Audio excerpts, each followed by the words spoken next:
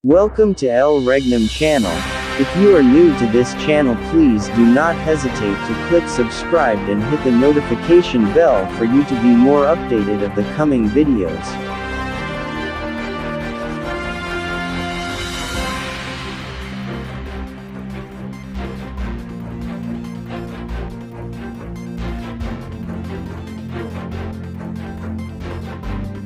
Pana.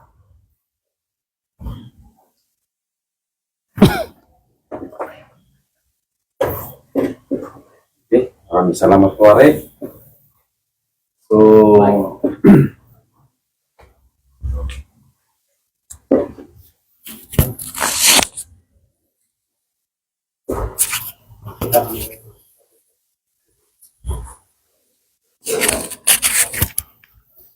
maraming salamat po, Are, sa pagpapatunay mo sa gabing ito tungkol sa kaharian ng Diyos. So, muli, ako po ang inyong lingkod na naman ngayon upang ipagpatuloy po natin ang utos ng ating mahal na dakilang guro na walang iba, mahal na Haring Pilimon Undok Riam Bonanza, sa pagsigaw tungkol sa kaharian ng Diyos. So, mapagpalang oras po sa lahat, lalong-lalo na po sa mga taga-subaybay namin sa The Kingdom of God, ang lahat ng mga viewers, no? Isang mapagpalang oras po sa ating lahat. So, ako po ang inyong lingkod, walang iba, Haring Roger Pagumpana, na isang provincial leader sa Isabela, Quirino, no? Ang aking pong lugar na aking napili na bilang pinaka-sintro, no? Pinaka-sintro. So, walang iba yung San Mariano, Quirino. Isabela. Wala. So, bago po natin ipagpatuloy, ako po ay humihingi po ng gabay sa aming mahal na dakilang guro, at ako po'y gumagalang na nagbibigay pugay na walang iba sa aming mahal na dakilang guro, mahal Haring Pilimon Undok Riam Bonanza. Isang mapagpalang oras po sa iyo, mahal Hari. At ganun po sa aming mahal na guro na siya po ang chairman of the Kingdom of God, na walang iba, mahal na Prinsipe Rocky Y. Riam Bonanza. Mayong gabi po, mahal na Prinsipe. At siya po ang president po ng The Royal Alpha Omega Ring Trading Corporation. At ganun din po sa kanyang kapatid na walang iba, Haring Adolfo B. Riam Bonanza,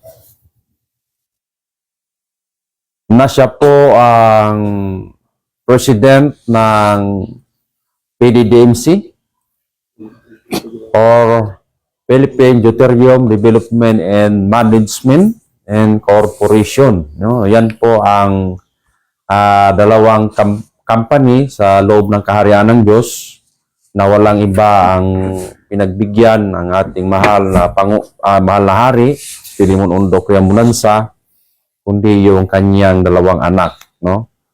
Na walang iba, mahal na Prinsipe Rocky Y. Riam Bonanza at si Haring Adolfo Riam Bonanza. So sa lahat ng mga pamilya Riam Bonanza, isang mapagpalang oras po sa ating lahat. Lalong-lalo na po sa mga nanay, no? Sa 5 nanay natin na spiritual, na nandyan po sila ngayon nakatira sa templo sa Purok New Jerusalem, sa Rizal Shrine, Dapitan, City sa Zamboanga del Norte. So, isang mapagpalang oras po sa inyong mga nanay. At ganoon din sa lahat ng mga 12 apostoles mula Region 1 hanggang Region 12, no? Isa rin po diyan na nakaibilangan po ng ating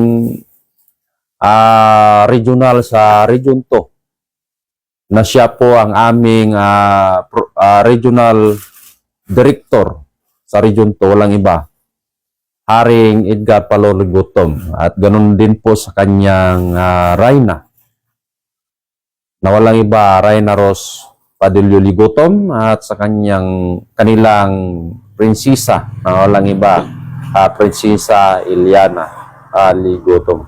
So, isang mapagpalang oras po sa inyo lahat.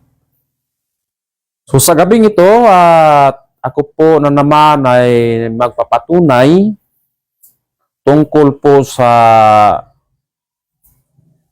pinapahanap ng Diyos, no? Pinapahanap ng Diyos ang the kingdom of God, no? Or ang kaharian ng Diyos. So bakit nasabi namin na pinapahanap ng Diyos? Kung ati po siyang basahin sa banal na kasulatan sa Matthew 6:33, anong sinabi, Prince? So ganito po ang mabasa ayon po sa banal na kasulatan.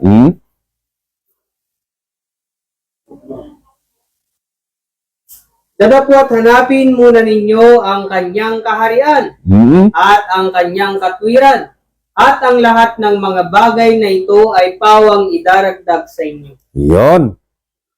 So, ayon po sa sinabi ng Diyos, lalong-lalo na partikular na walang iba na nalalaman nating Diyos, kundi lamang si Panginoong Hesus. No? So, sa katauhan ng ating Panginoong Hesus, alam ng lahat or kilala ng lahat mula bata hanggang matanda na ang kanyang katauhan ni Hesus ay siya ang tinatawag na Diyos. No? Lalong-lalo na, parating na naman ang Pasko. No? December 25. So, kilala, no? Si Hesus na siya ang Diyos. No? Ngayon, ang tanong, saan nakatira si Panginoong Hesus? Kilala na bilang Diyos. Ang tanong, saan nakatira si Hesus? So, nakatira si Hesus sa isang bansa na tinawag na Israel. Ha? So, sa bansang Israel, ang pinakasintro po dito, tinawag po ito na Jerusalem.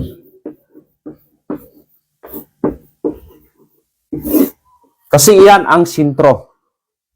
Katulad ba sa ating bansang Pilipinas, kung hanapin natin kung saan ang sintro sa Pilipinas, ay walang iba yung Manila. No? Yan ang kapital, Manila.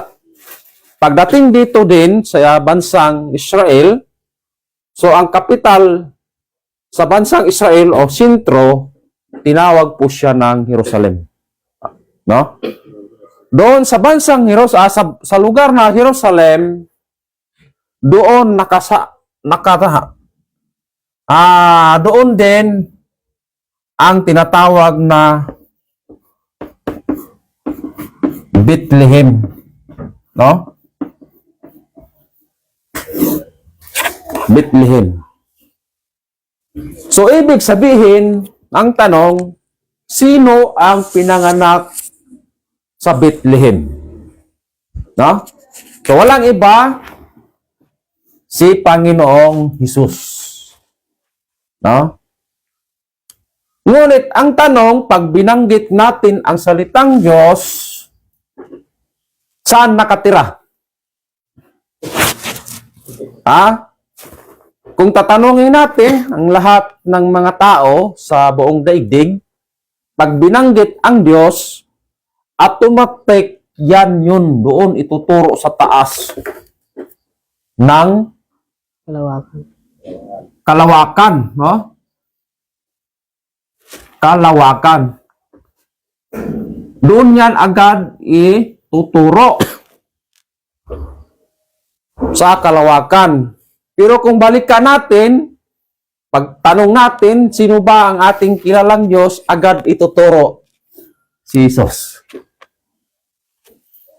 Kilala sa lahat ng mga tao na si Jesus, siya ang Diyos.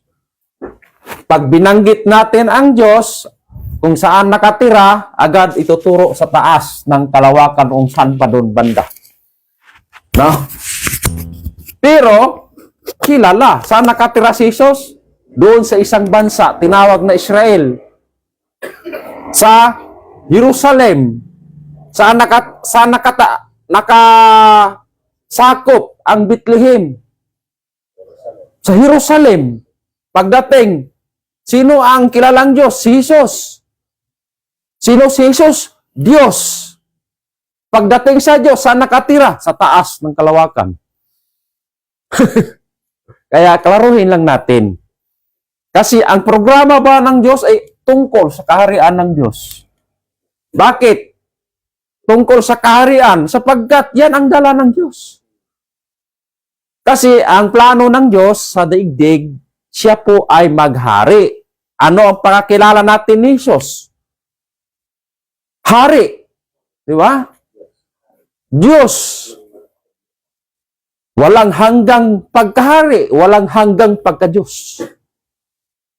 Kaya ang plano ng Diyos sa buong daigdig ay magtayo ng isang kaharian na inahanda niya yan sa lahat ng mga tao.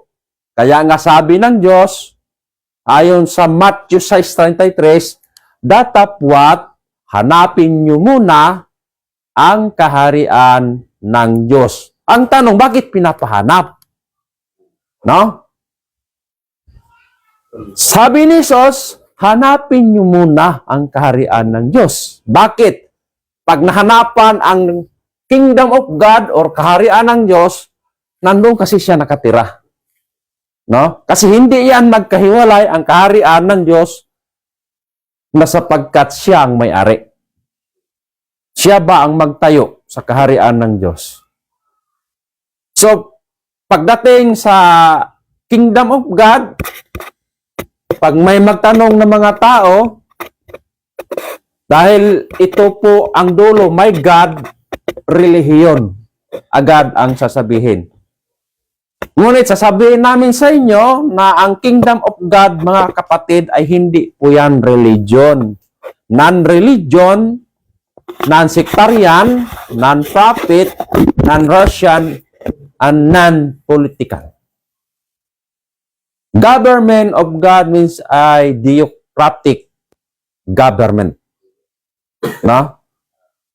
So, hindi po ito religion kasi para ito sa lahat na gustong kasama ng Diyos. Kung ayaw naman natin na ang Diyos ay maghari, kasama ka niya na maging kalaban ka ng Diyos. Maging kakalaban ka ng Diyos. Kaya nga sabi ng Diyos, ang sinumang ayaw niya la akong maghari, dalhin nyo sa aking harapan at putulan ninyo. Or patayin. Totoo yan. Kahit mababasa yan sa banal na kasulatan, sa Lucas 19:27. Pakibasa nga natin rin. Hindi po ako nananakot, mga kapatid. Totoo yan. Pakibasa natin. Ano ang sinabi ng Panginoong Diyos?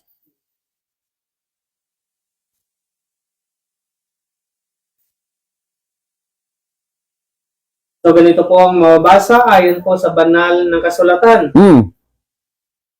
Dadapwat itong aking mga kaaway na ayaw na ako'y maghari sa kanila, Ayun. ay dalhin ninyo rito at patayin ninyo sila sa harapan ko. Totoo, hindi. Sino nagsabi? Ang Diyos. Sabi ng Diyos, ang sinumang ayaw nila akong maghari, dalhin ninyo sa aking harapan at patayin. Pero pagbanggit ang kaharan ng Diyos, sabi, relihiyon yan, Brad. Bakit? Ayaw nila kasi maghari ang Diyos sa kanyang kaharian. Bakit? Kasi pagbanggit natin ang kaharian ng Diyos, agad ituturo yan doon sa kalawakan, doon sa taas, para wala na magtanong. Kasi wala man naman kasing nagsaksi. Bakit walang nagsaksi? Yung ang pinakamagaling na discovery sa buong daigdig, yung scientist ni Armstrong, wala nga siyang sinabi nga may kaharian doon sa taas. Bakit? Siya, nakarating na sa taas ng kalawakan. At higit sa lahat, mga kapatid, ay hindi rin natin naririnig ng mga apostol ng Diyos na nagtutukoy na ang Panginoong Diyos ay nandoon nakatira sa kalawakan, sa taas. No, wala. Kasi kung ating subaybayan sa buhay ni Panginoong Kristo, doon talaga siya nakatira sa isang bansa. Kaya nung ipinangaral na niya ang the kingdom of God sapagkat yan ang utos sa kanya, basahin natin sa Lucas 4:43. Ano ang kanyang dala?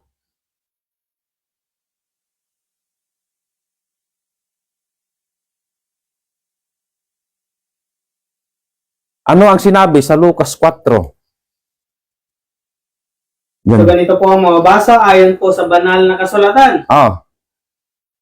Dadapwat sinabi niya sa kanila, dapat namang ipangaral ko sa mga ibang bayan ang mabubuting balita ng kaharian ng Diyos, sapagkat sa ganito ay sinugo ako. Maliwanag po ba mga kapatid? Narinig po natin? No? Saan siya sinugo? Ang mabubuting balita sa kaharian ng Diyos.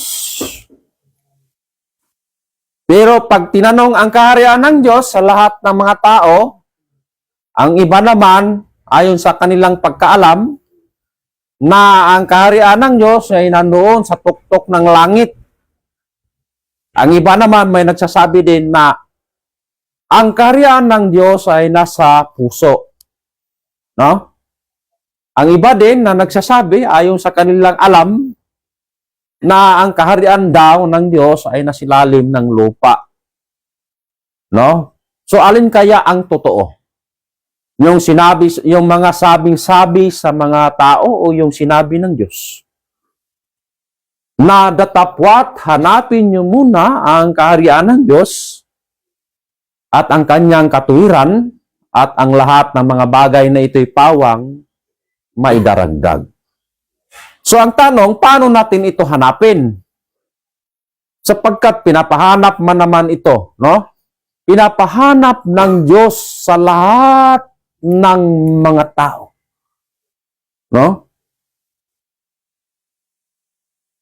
Bakit kasi niya ito pinapahanap? Nung pinapangaral niya ang mabubuting balita ayon pa sa ating Panginoong Kristo na natapwat ipangaral niya, no? Ang mabubuting balita tungkol sa kaharian ng Diyos, saan niya ipinangaral? Sa lahat ng mga bayan, sa lahat ng mga nayon. No? Pero ulit ko, pag binanggit ang kaharian ng Diyos, doon agad ituturo sa taas. May bayan ba sa taas? May nayon ba po sa taas? So wala. Kaya pasalamat po kami sa aming mahal divine mentor, supreme founder of the kingdom of God, na walang iba ang aming mahal na dakilang guro, mahal na Haring Pilimon Undo Kuya Bonanza, sapagkat inisa-isa niyang ipinangaral sa amin na ang kaharian ng Diyos ay nasa isang bansa lamang. No? Na walang nakakaalam maliban yaong tumanggap lamang. No? Kaya pasalamat po kami na kahit man nabigyan kami ng kunti, ngunit ipinapahayag namin sa inyo yung kunti na aming nalalaman tungkol sa mabubuting balita sa kaharian ng Diyos kung nasana. Bakit?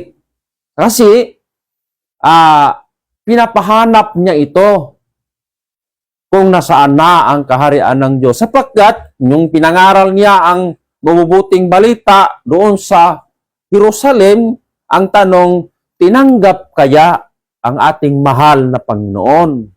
Yan po ang tanong. So, ayon po sa Biblia, ayon po sa sinulat sa banal na kasulatan, kung atin po yung babasahin sa Jeremias 13, 34 hanggang 35, ano kaya ang nilalaman doon at sino kaya ang nagsabi doon? Pakibasa natin, ay friends. Jay Lucas 13, 34. So, ganito po ang mabasa ayon po sa banal na kasulatan. O Jerusalem, Jerusalem! O Jerusalem! Na Tuloy. pumapatay sa mga propeta at bumabato sa mga sinugo sa kanya. Makailang inibig kong tipunin ang iyong mga anak, na gaya ng pagtitipon ng inahing manok sa kanyang sariling mga sisiw sa ilalim ng kanyang mga pakpak, at ayaw kayo? Tuloy. Narito sa inyo'y iniwang walang anuman ang inyong bahay, at sinasabi ko sa inyo, hindi ninyo ako makikita, hanggang sa inyong sabihin, mapalad ang pumaparito sa pangalan ng Panginoon. Panginoon. So, ibig sabihin, ang Panginoon ang nagsabi. Hindi po ako ang nagsasabi. Kundi, sinasabi namin yung plano ng Diyos ayon sa kanyang plano. No? Dahil itinuro sa amin ang mabubuting balita para yung hindi nakaalam ng katotohanan para malaman. Ha? Bakit? Kasi sinabi po ni Apostol Juan yan. Ayon po sa Juan 8:32. Ano ang sabi? So, ganito po ang mabasa ayon po sa banal na kasulatan. At inyong makikilala ang katotohanan, at ang katotohanan ay magpapalaya sa inyo. So, maliwanag ang sinabi at inyong malalaman ang katotohanan, sapagkat ang katotohanan ang siyang magpapalaya sa inyo. So, ano ba ang mga katotohanan na siyang magpapalaya sa inyo o sa atin? Ang tanong, mga kapatid, ayaw ba ninyong mapalaya? No? Nang buhat sa una, nalalaman natin na yun pala na itinuro sa ating mga kaninunuhan ay hindi pala yun ang totoo. Bakit nasabi ko na hindi pala yun ang totoo? Isang katuruan yan nung nalalaman ko pa nung una na hindi pa ako naturuan ng banal na espiritu, agad ko yan ituturo sa taas. No? Pagdating sa salitang Diyos, agad kong ituturo sa taas.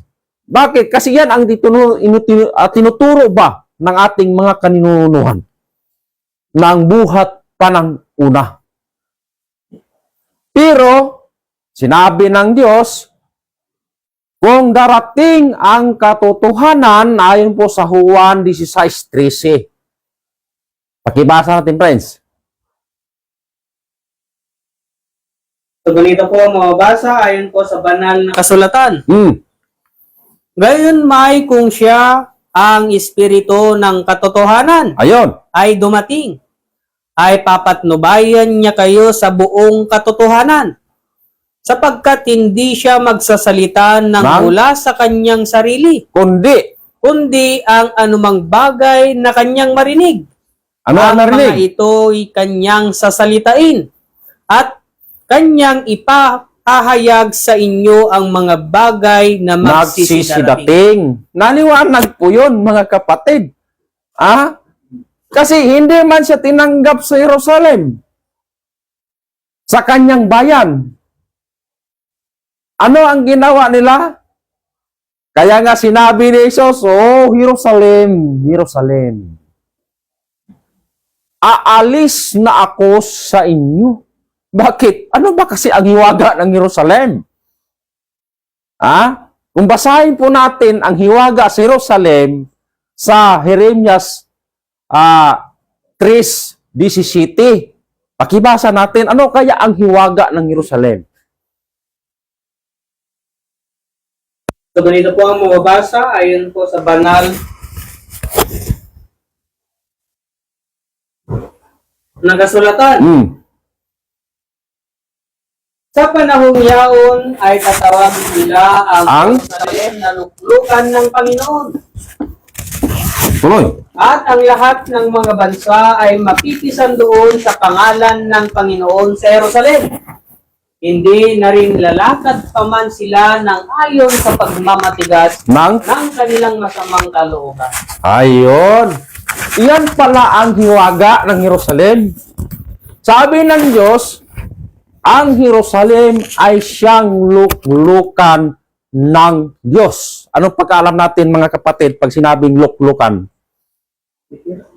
Tirahan ng Diyos, ngunit hindi tinanggap ang Diyos.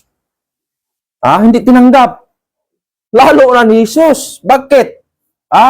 Kasi si Jesus, doon pumasok ang espiritu ng katotohanan na siya'y nagsasalita ayon sa kanyang naririnig. Bakit? Pumasok kasi sa kanya ang Espiritu Santo ng Diyos na siyang tinawag na Kristo. No? Pag binanggit kasi ng Kristo, hindi kasi yan salitang Tagalog. Yan ay Greek o Grigo. Pero pag i-solve mo siya o i-translate natin siya ng Tagalog, ang Kristo sa salitang Tagalog ay pinili or sinugo or pinahiran ng langis. So si Panginoong Jesucristo, siya ay sinugo. Kaya buhat pa ng una na dapat ko namang ipangaral ang kaharian ng Diyos sapagkat sa ganito ay sinugo ako. No? Kaya nga, ang hiwaga ng Jerusalem, ito po ang tirahan ng Diyos. Hindi man siya tinanggap, ayon sa sinabi ng Diyos, "O Jerusalem, Jerusalem, aalis na ako sa inyo at hindi nyo na ako makikita." Bakit? Nagtampo siya eh. Tayo nga mga tao, marunong tayo magtampo, ang Diyos pa kaya. Di ba? Ikaw pa naman, hindi ka tanggapin sa sarili mong bayan. Anong gagawin mo? Alis ka. Bakit? Hanap ka ng ibang bayan. Para doon mo masusumpungan ang pagmamahal na tumanggap sa'yo. Kaya nga, kung ating talastasin kung saan siya pupunta. Bakit? Kasi ang nakasalita doon, yung salita sa Diyos doon, sinabi kasing, aalis na ako sa inyo. Ang tanong, halimbawa, tatanungin natin ng Diyos, Panginoon, Saan ka po baga pupunta? Yan ang tanong. Ano ang sinabi ng Diyos? Basahin natin, friends. Matthew 21, 42 hanggang 43. Pakibasa natin. So ganito po ang mababasa ayon po sa banal na kasulatan. Sinabi sa kanila ni Jesus, Sinabi sa kanila ni Jesus, kailanman bagay hindi ninyo nabasa sa mga kasulatan. Ang batong itinakwil ng nagtatayo ng gusali, ang siya ring ginawang pangulo sa panulo. Ito'y mula sa Panginoon at ito'y kagilagilala sa harapan ng ating mga mata. Kaya nga sinasabi ko sa inyo, aalisin sa inyo ang kaharian ng Diyos at ibibigay sa isang bansang nagkakabunga. napakaliwanag po mga kapatid. Wala po doon sa taas kung saan, wala po dito sa puso. Kundi ang kaharian na siyang tirahan ng Diyos ayon sa pinili ng Diyos na Jerusalem, na dito po siya nangaral, sabi ng Diyos, aalis na ako sa inyo at hindi nyo na ako makikita. Ngunit, sinabi niya na binanggit, aalisin ko sa inyo ang kaharian at ibigay sa isang bansa na nagkakabunga. Ngayon, mayroon ng paghahanap. Bakit? Hanapin niyo muna ang kaharian ng Diyos at ang kanyang katuwiran, at ang lahat ng mga bagay na ito ay pawang may daragdag sa inyo. Now, dahil bansa man ang kanyang lugar, ang tanong, bansa po ba ang kanyang muling pupuntahan?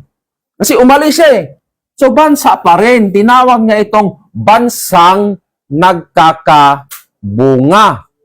Bakit? Bansang nagkakabunga.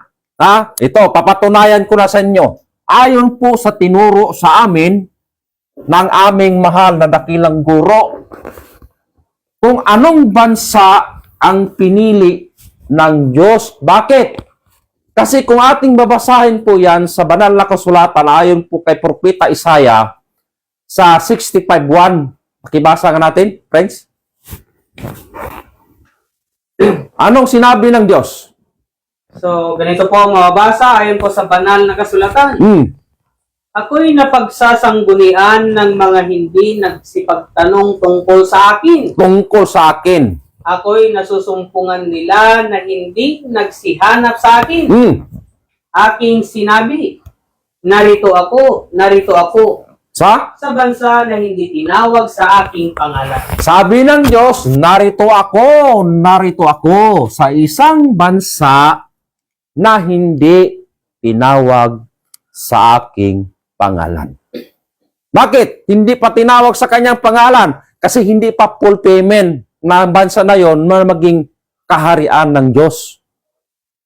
Kasi mayroong taon ang sinulat ng Diyos na kung saan ang isang bansa na yan ay maghari sa buong daigdig. Bakit? Mula pa sa umpisa sa plano ng Diyos, mula kay Haring Saul, Haring David, at Haring Solomon. Mula pa ng una, hari na ang binanggit ng Diyos. Bagaman isang bansa lang ang kanilang pinagharian, ngunit nung natapos ang plano sa Israel, iniba ng Diyos ang plano. Kumbaga, binago ng Diyos ang plano sa daigdig. Ang plano ng Diyos sa daigdig na maghari na sa buong daigdig. Ngayon, gumamit pa rin ang Diyos ng may katawan na may laman. Sino yung naghari sa buong daigdig na bansa? Walang iba. Ang bansang Babylonia. Sino ang ginamit? Walang iba. Si Nabucodonosor. No? Hari yan sa buong daigdig. Hanggang mayroon na namang naghari muli na bansa. Na walang iba ang bansang Medo-Persia. Ang tanong sa inyo mga kapatid, hindi ba yan hari sa buong daigdig? Ha? Nung natapos na naman ang Medo-Persia sa panahon ni Alexander the Great, naghari na naman noon ang Greece. Ha? Hari pa rin sa buong daigdig. Na naghari doon na pinili ng Diyos si Alejandro Magno. Nung natapos na naman ang Greece, ang pumalit ang bansang Rome.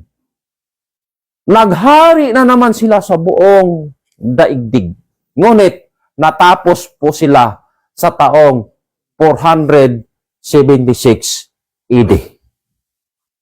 No? Natapos. So wala nang kaharian sa buong daigdig. Ngunit ang plano ng Diyos, ayon po sa Daniel 2:44, na ang sinabi, pakibasa friends? So ganito po ang mababasa ayon po sa banal na kasulatan. At sa mga karawan ng mga haring yaon ay maglalagay ang Diyos sa langit ng isang kaharian na hindi magigiba kailanman, o ang kapangyarihan man ni Yahweh iiwan sa ibang bayan, kundi pagpuputol-putulin at lilipulin niya ang lahat ng kaharian ito, at Yahweh lalagi magpakailanman. So, sabi doon sa banal na kasulatan na ang Diyos sa langit ay magtatag ng isang kaharian ni kailanman ay hindi na ito magigiba. Tingnan nyo Brad, sabi mo, wala sa langit kasi nabanggit ang langit. Ha? Bakit? Sabi mo kanina Brad, hindi nakatira ang Diyos sa langit, tapos binanggit sa banal kasulatan, ang Diyos sa langit ay magtatayo ng isang kaharian na ni kailanman ay hindi na ito magigiba. So, bakit po langit? Ito, maghalimbawa ako mga kapatid. Mayroong isang bata, dala-dala siya ng lubo. No? Nagkataon, nabitawan, kaya kinanta na lang niya. Ako ay may lubo, lumipad sa langit. Hindi ko na nakita, pumutok na pala. Pangalawang halimbawa, nasabihin ko sa inyo, mayroong dalawang magkasintahan. Sabi ng lalaki sa kanyang kasintahan na iniirog na babae, ikaw ay langit, ako ay lupa. Ngayon, pagdating sa Diyos, ang tanong, sino ang mataas? Ang tao o ang Diyos? Kaya nga, sabi ng Diyos, kayo'y tagalupa, ako'y tagalangit. Bakit siya mataas mataas. Halimbawa ba sa ating presidente sa bansang Pilipinas? Saan ang langit ng presidente? Nandun sa Malacanang. Bakit? Nandun siya nakatira. Siya yung mataas sa ating lahat. Ganyan po ang kasarian ng ating Diyos. Mataas siya ba? Kaya nga, sabi ng Diyos, na ang Diyos sa langit ay maggagawa na naman siya ng bagong kaharian. No? Ngay kailanman ay hindi na ito magigiba. Saan? Sabi ng Diyos, narito ako sa isang bansa na hindi tinawag sa aking pangalan. Bagaman walang address, ngunit mayroon siyang itinuro na direksyon. Sabi ng Diyos, isang bansa nga nagkakabunga sa paniniwala sa pangalan ng Diyos. Ngayon, nagbigay ang Diyos ng direksyon, sign sa paghahanap na kung saang bansa ito niya inilagay o saang bansa ito pinili. Bagaman walang address, ngunit mayroong palatandaan na isang bansa nga nagkakabunga na hindi binanggit sa kanyang pangalan. Ngayon, papatunayan ko sa inyo ayon po sa ikatlong patutuo na mababasa sa Isaias 2:4. Ay, 8 pala. So, ganito po ang mababasa ayon po sa banal na kasulatan. Ang kanila namang lupain ay puno ng mga Diyos-Diyosan. Lupain. Kanilang sinasamba ang gawa ng kanilang sariling mga kamay na ginawa ng kanilang sariling mga daliri. So, yon. Ayon po sa palatandaan na direksyon na ibinigay ng Diyos, ang kanilang lupain ay puno ng Diyos-Diyosan. So, halimbawa ba, mayroon tayong lupain, maglagay tayo ng mag-drawing tayo ng ilustrasyon. Halimbawa, itong lupa, no? Halimbawa, kung may tayong lupa, ano ang palatandaan ng inyong lupain? No? So, kailangan tayo magtawag ng taga-survey. Kaya yung matapos na masurvey, lalagyan niyan ng mga muhon sa bawat sulok. Ang nakalagay doon ay PS, no? Yan ang nakalagay. Na ibig sabihin, PS is public survey. No, ibig sabihin, mayroon na siyang hangganan. Na ayon sa sulat sa banal na kasulatan, ang lupain ay puno ng Diyos-Diyosan. Yan ang nakasulat sa banal na kasulatan. Kaya nga, tingnan natin kung saan ito nakaakma. No? Anong bansa ito nakaakma? Sapagkat sinabi ng Diyos, alisin ko sa inyo ang kaharian at ibigay sa isang bansa nga nagkakabunga. Ayon po sa pangatlong palatandaan sa bansa na yon, na doon niya ibinigay ang kanyang kaharian, ang lupain ay puno ng Diyos-Diyosan. Ngayon, saan natin ito matatagpuan? Anong bansa ito nakaakma? No? Ngayon, sasabihin ko sa inyo mga kapatid, walang ibang bansa na makikita natin itong patalandaan ng Diyos kung nasaan ang kaharian. Ha? Anong bansa na nalalaman natin? No? Sasabihin ko sa inyo, walang iba ang bansang Pilipinas. Sapagkat dyan lang ang nakakma ayon sa hula ng Diyos na ang lupain ay puno ng Diyos-Diyosan. Kaya mayroong palatandaan. Halimbawa, ito ating lupain na halimbawa man kung tayo alis o hindi na natin yan mapuntahan, matagal na nating mapuntahan, at least mayroon siyang palatandaan na mga muhon. Alam mo kung saan hangganan ng iyong lupa. Kaya dito sa ginawa ng Diyos sa kanyang lupain, na inilagay niya doon ang palatandaan na ang lupain ay puno ng Diyos-Diyosan. Bakit? Kasi nandyan yung unang-una, yung Santo Niño, isang palatandaan yan. Nandyan yung si Mama Mary, lahat ng mga Diyos-Diyosan. No? Ngayon, ang tanong, saang bansa nakakma yan na tinawag na ang lupain ay puno ng Diyos-Diyosan? Walang iba mga kapatid, bansang Pilipinas. Bakit? Mula Apare hanggang yan sa dulo, mula hulo. No? Mula sa dulo hanggang hulo ay puno ng Diyos-Diyosan. Saan yan matatagpuan? Bansang Pilipinas. Nasaan ang kaharian ng Diyos? Yan po ang plano, direksyon sa paghahanap sa kaharian ng Diyos. Sapagkat sabi ng Diyos, narito ako. Narito ako sa isang bansa na hindi tinawag sa aking pangalan. Alisin ko sa inyo ang kaharian at ibigay sa isang bansa nga nagkakabunga. So, maliwanag po ba mga kapatid? Wala doon sa taas ang kaharian, wala din dito sa ating puso ang kaharian, kundi nasa isang bansa na tinawag na bansang Pilipinas.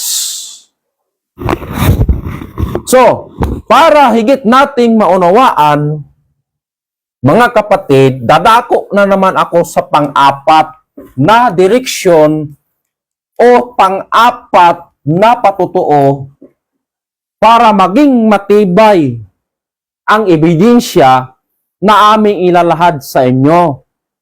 Sapagkat ayon na sa ating binasa kanina, pagdating ng Espiritu ng katotohanan, ang siyang magsasabi or magtuturo sa inyo ng katotohanan na kanyang sasalitain yung na kanyang naririnig. Na siyang ipapahayag sa inyo para yung katotohanan ang siyang magpapalaya sa atin. So, tuloy. Ayon po sa sinabi ni Propeta Isaias, sa Isaias 24:15.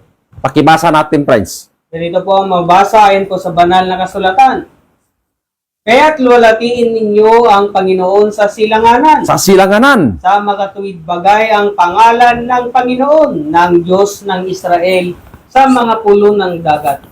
So, ayon pa rin sa pang-apat na patutuo, na kung ating titingnan ang direksyon sa kilos ng galaw ng ating daigdig at kilos at galaw ng isang bansa kung saan nakaakma ang hula.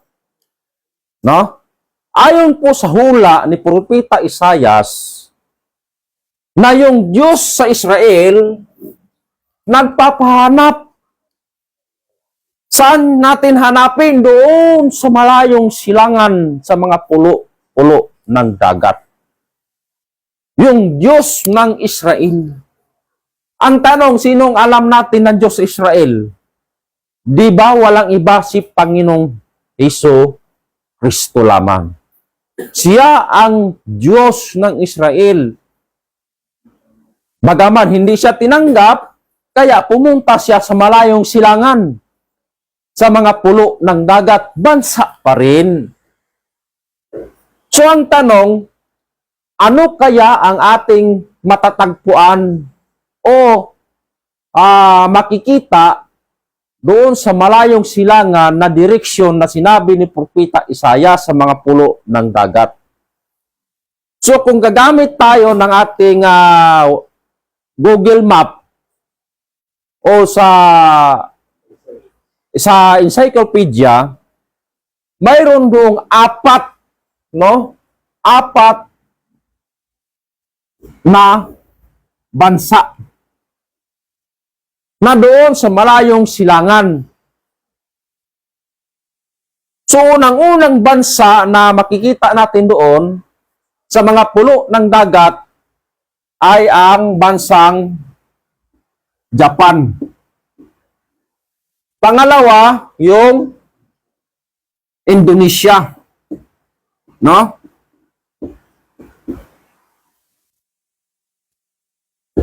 At ang pangatlo, yung Malaysia.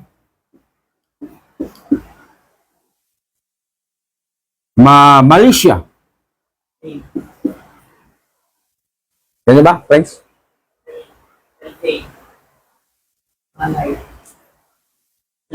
LY?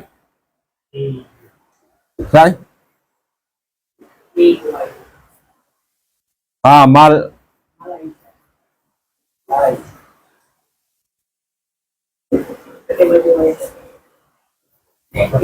A.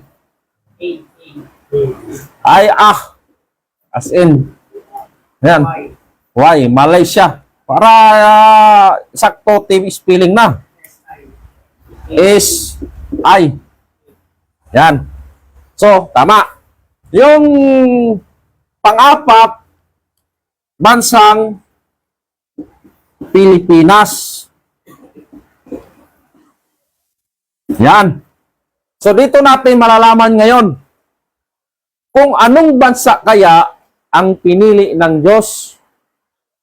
Sapagkat ayon sa hula, luwalhatiin natin, so hindi na natin sulat, no? Luwalhatiin natin ang Diyos ng Israel.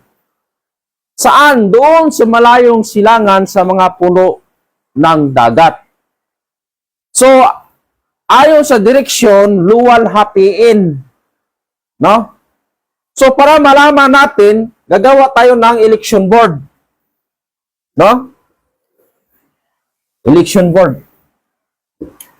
Para malaman natin kung anong bansa ang pinili ng Diyos. Kasi ayon po ito sa hinula ng Diyos.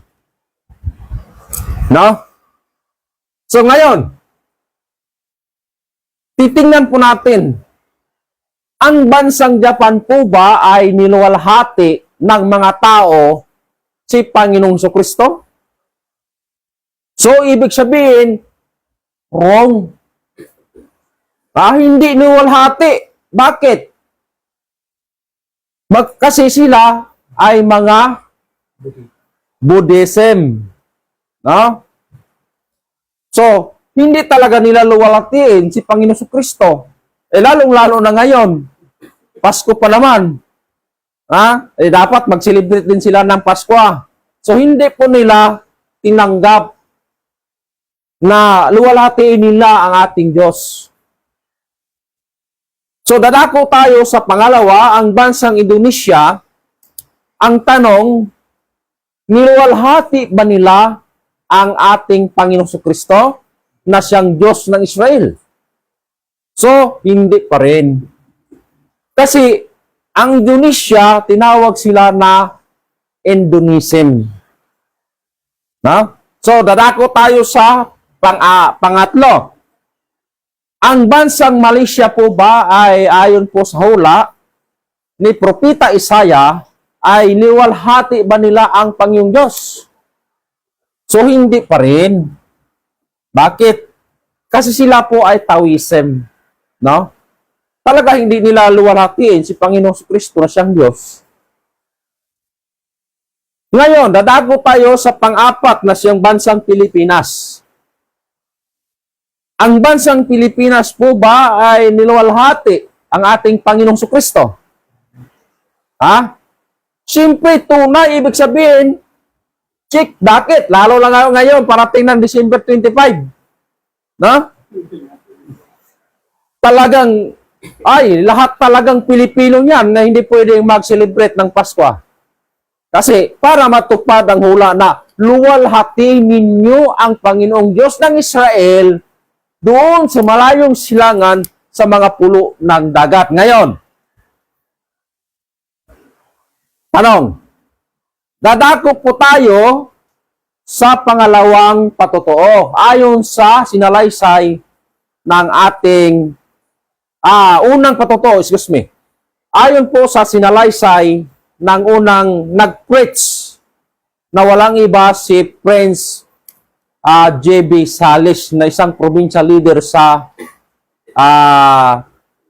Cagayan, no? Ayon po sa unang patotoo na tinutukoy doon na na-discovery po ba ang isang bansa sa March 16, 1521. No? Kasi doon sa malayong silangan, no? Kaya nga nung natuklasan nila doon sa lugar ni Isaw sa October 12 ay October 1492. Yan po ang taon na isinilang yung anak ni Rebecca. Na unang anak ni Rebecca. Isinilang po ito sa taong sa buwan na Oktubre 1492. Nasa katauhan ni Esau. No? Nung na-discovery na nila, dalawa mang anak ni na Rebecca, nung pauwi na sila sa Spain, hindi sila natuloy. Bakit? Kasi mayroon silang nakitang liwanag na papuntang silangan. Nahiwagaan ba sila? Ano kaya yung liwanag nandoon? No?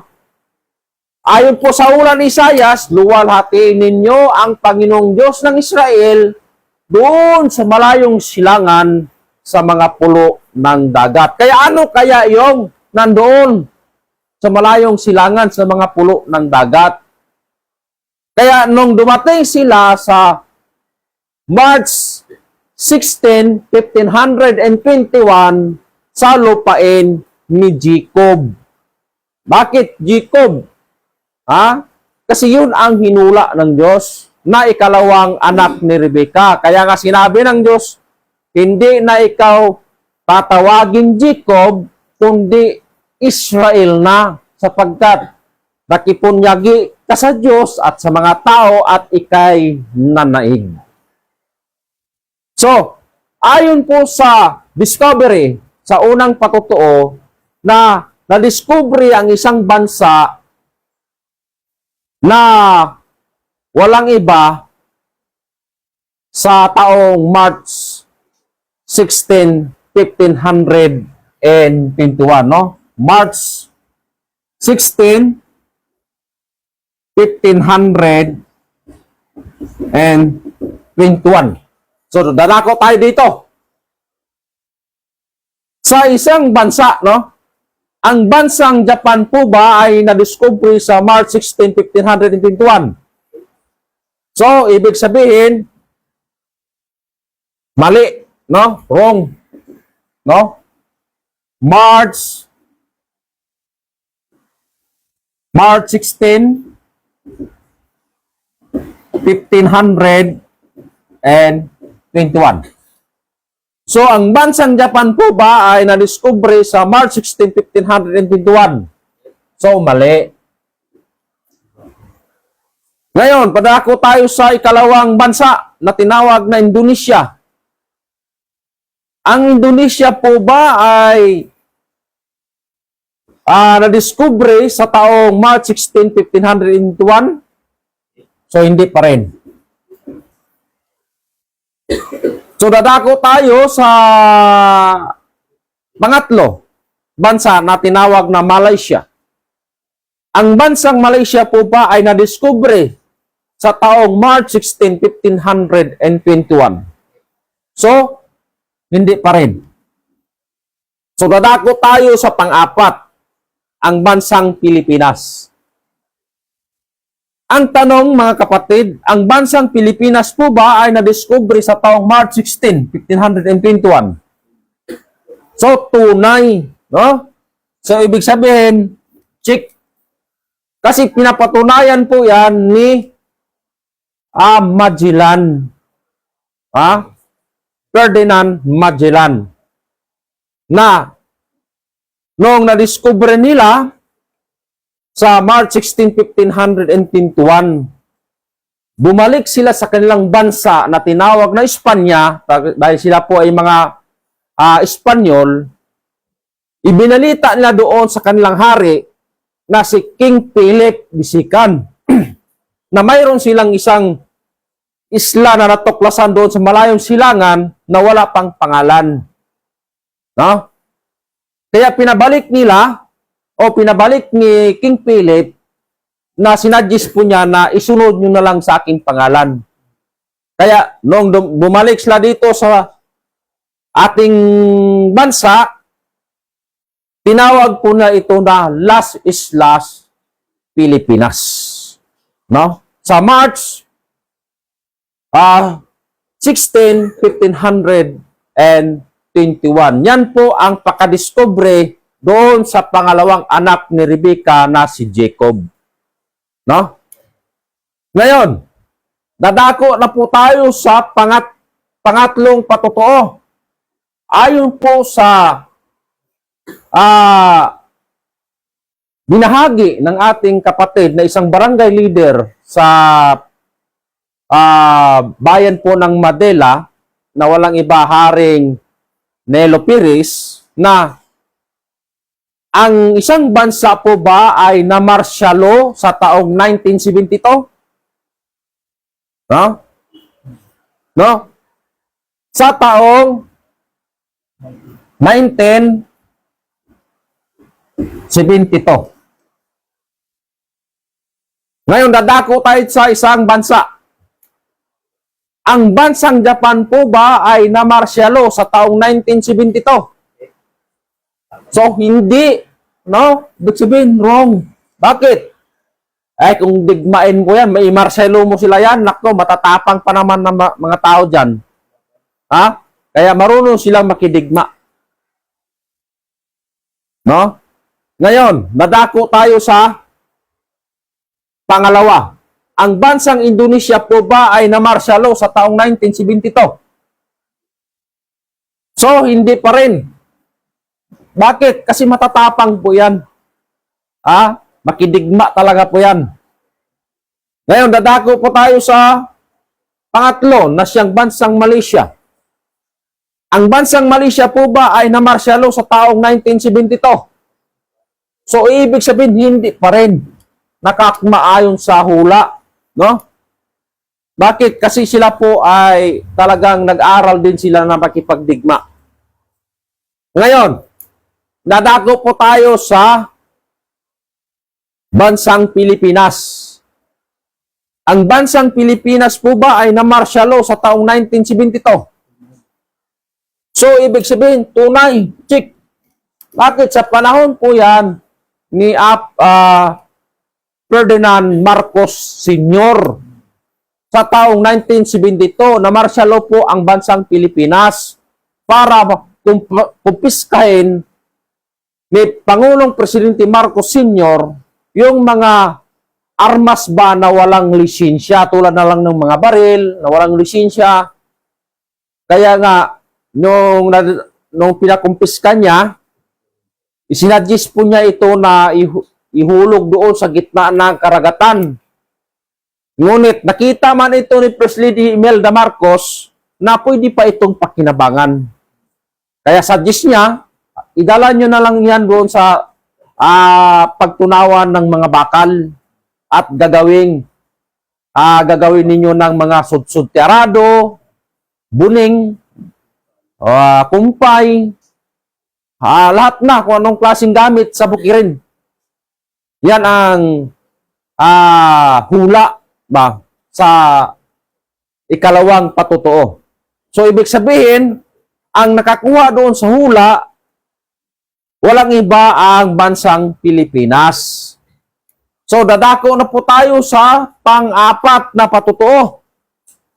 Ayon po sa sinabi ni Propeta Isaias, na luwalhati ninyo ang Panginoong Diyos ng Israel doon sa malayong silangan sa mga pulo ng dagat.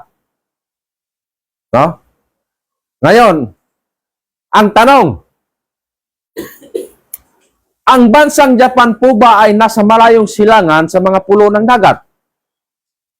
So, ibig sabihin, correct. Totoo po yan, nasa malayong silangan po yan sa mga pulo ng dagat.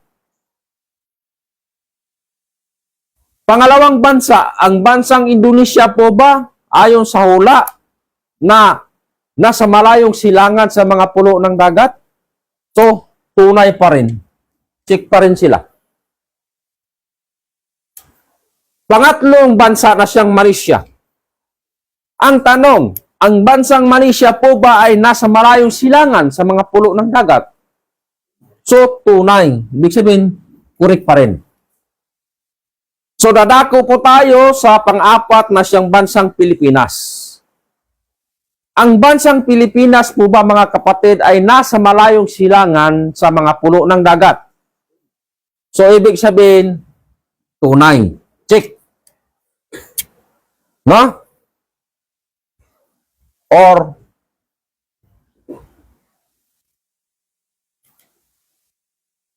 ngayon, sino kaya sa kanila ang nagwagi? No?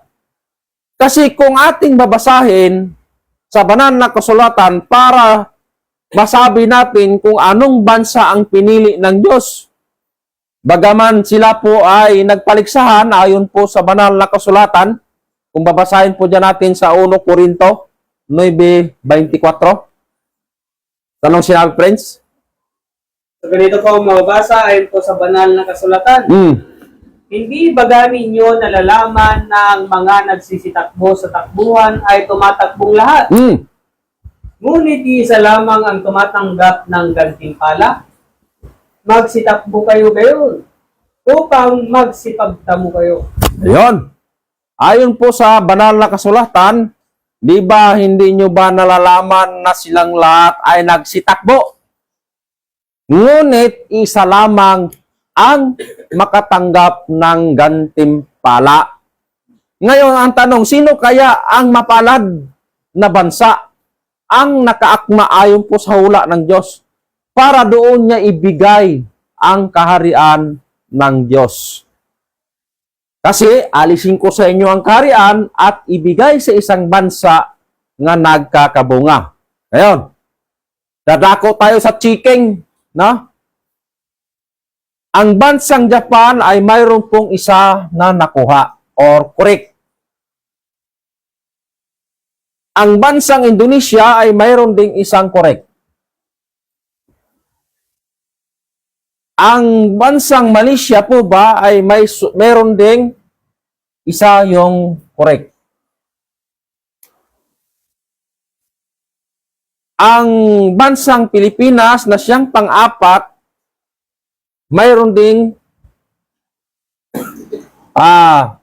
correct na 1, 2, 3, 4. So, ibig sabihin, 4 ang correct ng Pilipinas o check. Ayon po sa hinula ni Apostol Pablo doon sa 1 Corinto 9:24 na silang lahat ay nagsitakbo. Ngunit isa lamang ang tumanggap ng gantimpala. So ang tanong, sino ang nakakuha ng gantimpala or nanaig? Walang iba yung bansang Pilipinas lamang po. Sapagkat siya ang nagwagi ayon po sa itinuro na hula sa Diyos na kung sino mang magwagi ay makatanggap ng gantimpala. Ano kaya ang gantimpala na ibinigay ng Diyos? Kung babasahin po natin yan sa Revelation 3:12. Pakibasa natin, friends. Ganito po ang mababasa ayon po sa banal na kasulatan. Ang magtagumpay ay gagawin kong haligi sa templo ng aking Diyos. At hindi na siya ilalabas pa doon. At isusulat ko sa kanya ang pangalan ng aking Diyos. At ang pangalan ng bayan ng aking Diyos. Ang bagong Jerusalem na mananaog buhat sa langit mula sa aking Diyos. At ang aking sariling bagong pangalan. So maliwanag pala, yun pala ang gantimpala ng Diyos. No? Na ayon po mababasa sa Jerusalem. Ay sa Revelation 3:12. Na kung sino yung magtagumpay ay siyang gagawing haligi sa templo ng Diyos. Ano ba yung templo ng Diyos? Yun, kingdom of God. Yan ang templo, haligi. Pundasyon ba? No? Or sa English ay founder. Bakit founder? Sino ba ang founder sa kingdom of God? Walang iba. Ang pinili noon, si Panginoon Kristo. Umalis doon sa bansang Jerusalem. Sana, nandito na sa isang bansa tinawag na Pilipinas. Ang tanong ko sa inyo mga kapatid, sino po ang founder sa Kingdom of God sa bansang Pilipinas? Hindi po ako maya na sabihin sa inyo na walang iba nagsigaw ng the Kingdom of God ang ating divine mentor, Supreme King Philemon Ondoc Riambonanza, the founder of the Kingdom of God. Kaya hindi po ako na mahiya na sabihin sa inyo na ang nagwagi sa apat na nagpaliligsahan para doon ibigay ang kaharian ng Diyos, walang iba ang bansang Pilipinas ang nakakuha, ang mapalad na pinagbigyan ng Diyos. Anong taon, mga kapatid, na doon ibinigay ang kaharian ng Diyos sa isang bansa? Sa April 14, 1523. Philippines is a Christian country. No? Kaya nga, tinawag itong bansang nagkakabunga sa taong April 14, 1523. Philippines is a Christian country. Marami bang naniniwala sa pangalan ng Diyos ng Israel? No? Kaya kasi sinabi sa banal na kasulatan, ang lupain ay puno ng Diyos-Diyosan.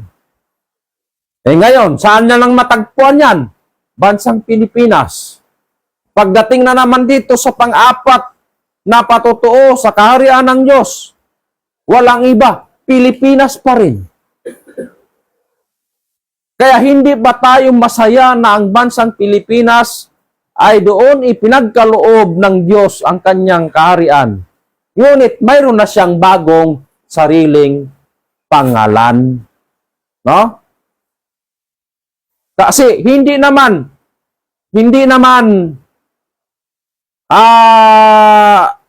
pariho yung pangalan, yung bagaman doon sa una, Hesus, pagdating dito sa bansang Pilipinas, ay walang iba, hindi po ko mahiya na bagong pangalan, F-O-R. Bakit? Philemon Ondoc Riambonanza. Siya ang founder sa bansang Pilipinas na nagsigaw noong July 27, 1982, the Kingdom of God. Siya lang ang nagparehistro dyan. Wala nang iba. Kung ano ang dala o palatandaan ng ating Panginoong Kristo na sinigaw din niya ang the Kingdom of God sa bansang Israel, nung lumipat ang Diyos kasi hindi tinanggap, kailangan sa pagdating sa bansang Pilipinas ay kailangan din maisigaw ang the Kingdom of God. Bakit? Kasi yan ang plano ng Diyos na siya magtatayo ng isang kaharian na ni kailanman ay hindi na ito magigiba. Pero may dala sa bagong pangalan. Na walang nakakaalam kung di yaong tumanggap lamang. Kung babasahin po yan natin sa basahin po niyo sa Revelation 2:17. Na walang nakakaalam yaong tumanggap lamang sa bagong pangalan. Si Jesus yan ang nagsabi, kung Diyos ninyo si Panginoong Kristo, kailangan alam ninyo ang bagong pangalan. No? Lalong-lalo na po sa ito ay karagdagan ko lang mga kapatid. Lalong-lalo na sa panahon ngayon, parating na ang December 25, no? Birthday ng ating Panginoong Kristo, Panginoong Hesus. Ang kanyang birthday ay December 25, no? Kilalang kilala sa buong daigdig na ang kapanganakan ng ating Panginoong Kristo ay December 25. Ngunit, ang tanong ko po sa inyong lahat, anong taon Ha? Hindi naman pwede sabihin nating taon-taon. No? Kilala sa December 25, ngunit ang tanong, anong taon? No? Buti pa sa atin, mayroon tayong taon sa kapanganakan.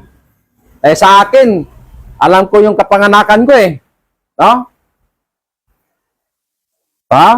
February 5, 1976. Ang Panginoon kaya, nalalaman natin, December 25, pero wala namang taon. So, magbigay ko po sa inyo ng clue. Ito yung clue. Si Panginoon Kristo, yung nag-umpisa siyang nangaral, nagtaon, yung nabinyagan siya ni Juan Bautista, nagtaon siya ng 26 years old.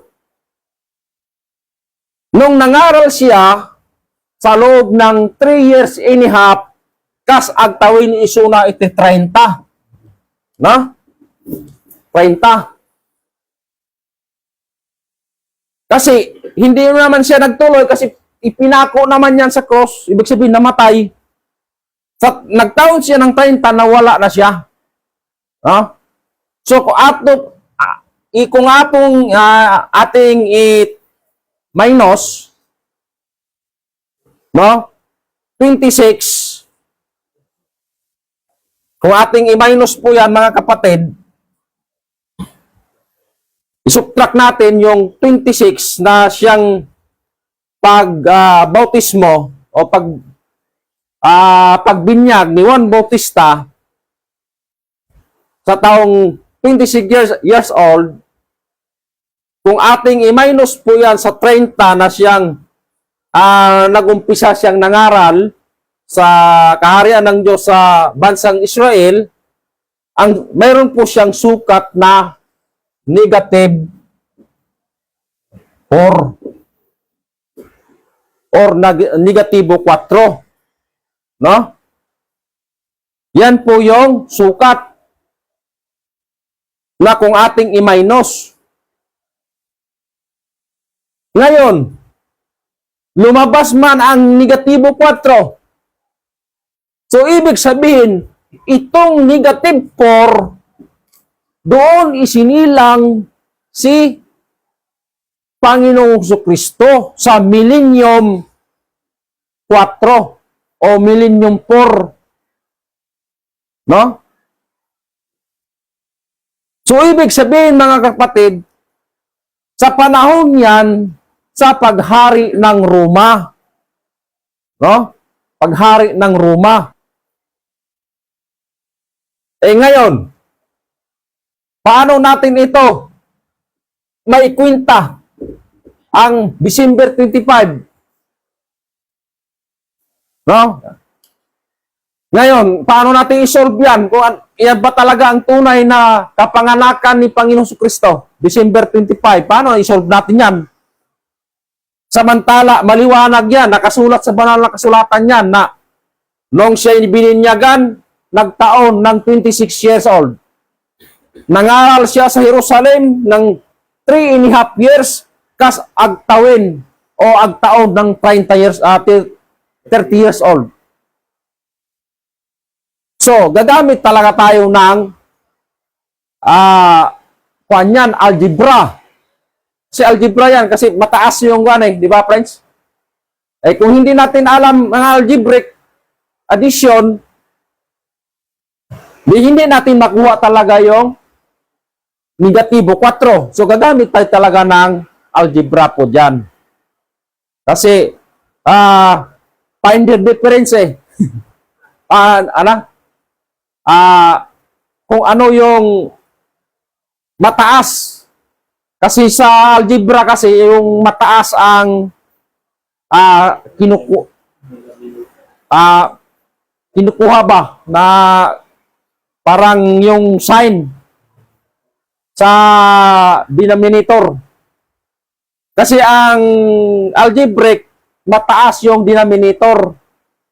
Mababa man siya. So, find the difference. Di ba? For the sign of the greater number mentally change The sign of the greater number. So, ang labas, negative 4. So, yan ang taon kung saan siya isinilang sa negatibo 4 sa panahon sa paghari ng mga Roma.